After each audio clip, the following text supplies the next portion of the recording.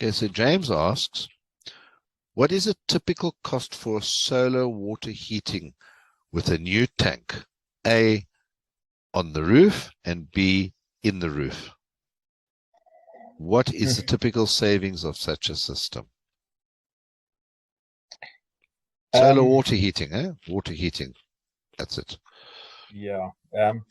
So solar water heating done properly could save you anything from 40 to 50% of your electrical bill. So massive savings, 40 to 50% of your bill. In terms of a closed couple system where everything sits on the roof, your average costs are probably for 150 litre, somewhere in the region of 20,000 Rand odd. And for a split system, you're probably a little bit more in the region of about 25 to 28,000 Rand. And the reason being the split system has pumps and circulation bits and pieces in between.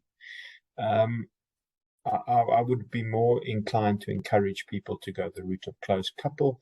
We don't have to manage or control those pumps and make sure that those pumps are working and functional. There's also a whole other side to maintaining those bits and pieces in between on the split system. So yeah, I hope that answers that.